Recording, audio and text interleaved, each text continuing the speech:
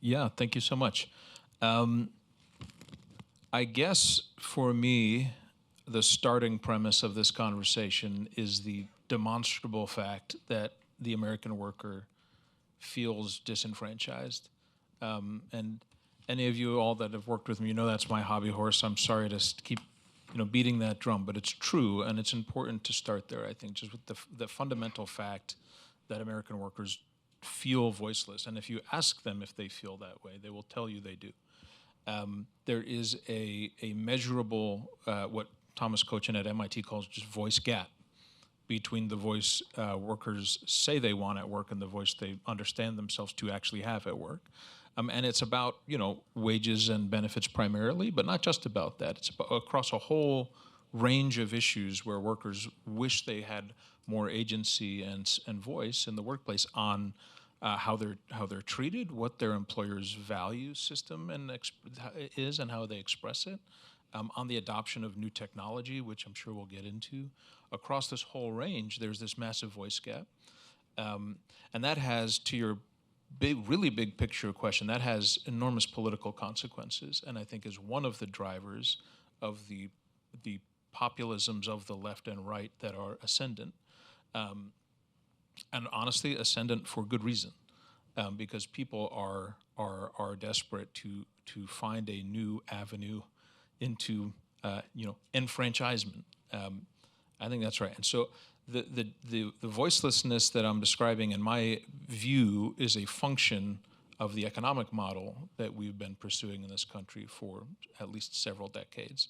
Call it neoliberalism, call it free market fundamentalism, call it what you want, but this obsession with market efficiency, this obsession with the idea that allowing the market to optimize will produce what is best for society and for the people in it.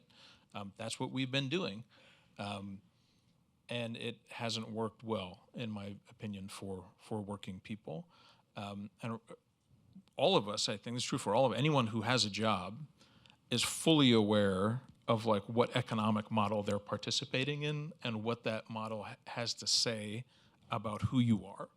And in this model, if you're a working person, the message you are receiving and being told loud and very clearly is that you are a widget, you are a unit of production, you are a factor input of production to be economized and subject to efficiency measures and laid off and downsized and outsourced and offshored where possible, as opposed to being like a co-creator of economic value, which is what workers actually are, along with management, along with capital.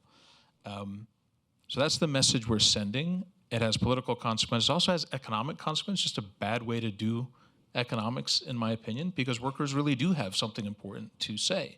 You see that in innovation, and in the context of just the last week, and debates about global trade and the right and wrong ways to try and reindustrialize the country. I mean, one of the points that's being made rightly by people on both sides of the aisle is that trying to design things here and make them elsewhere doesn't work because you lose that innovative capacity over time. Innovation, and I appreciate your point, Station 5, right?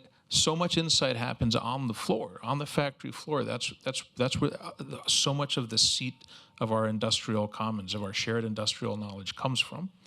And so that's a broken model. Workers have something to contribute. So what does that all mean? It means that I think the most promising political leaders at the moment are those who are trying to offer new models of giving workers voice and say in the workplace. And we could spend all day kind of talking about the whole menu of things that are out there. Obviously, trade is one of them. Labor policy is quite obviously one of them. I maybe have a little more hope than you at the national level. I won't say it's likely, but I do think there are seeds of hope. There are multiple reasons for the decline of organized labor. Part of it is a legal regime that's hostile to it. You see Senator Josh Hawley and the Teamsters Union working now on a labor framework to punish employers who abuse our current labor system. Never have seen that kind of alliance from a leading Republican and a leading labor union in decades. I think it's very heartening. And he's bringing some fellow Republicans along with him. I think on the left you see openness to maybe depoliticizing unions, to open, their appeal to a wider, scope of potential members.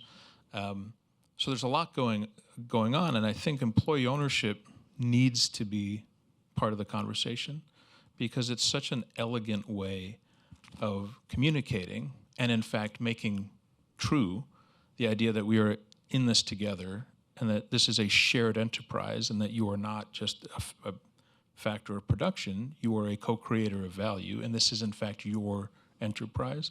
And I just, part of my hope in this moment is that employee ownership kind of takes its rightful place alongside some of these bigger political conversations as part of the solution.